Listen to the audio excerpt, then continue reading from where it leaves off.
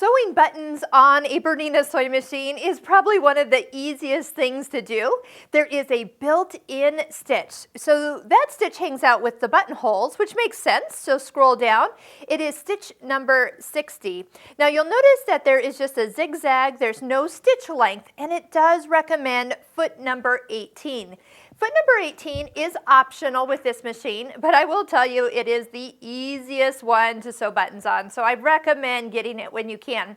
You can see it's got little grips. It's going to let you see where the needle's going to come down in the holes of the button.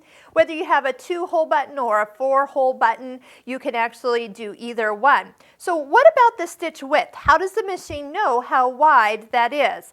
And here's a tip, about 99.9% of them are all with that same stitch width.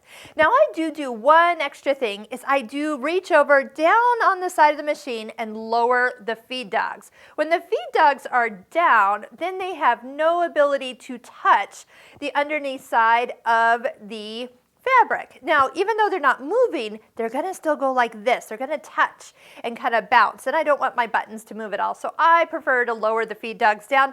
A little reminder, that part here turns yellow to indicate that those are down.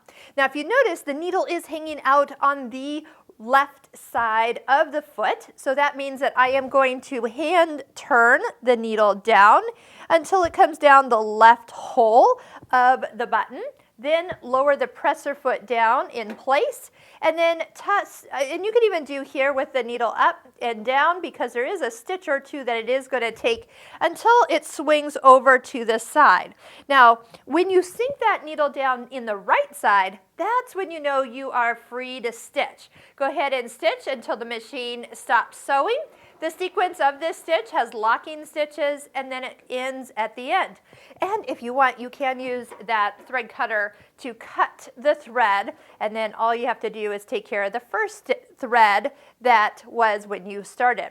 Now, if you do have 4 holes, I usually tend to start with my front 2 holes, do those, finish it, and then slide the fabric towards me, and then finish with the holes in the back. So, but sewing on buttons, something we do in our Bernina Stitching Cosmos class. I hope you'll check it out. Here's a link over to a video telling you what that's all about. We love using all of our decorative stitches, including sewing on buttons and the foot number 18.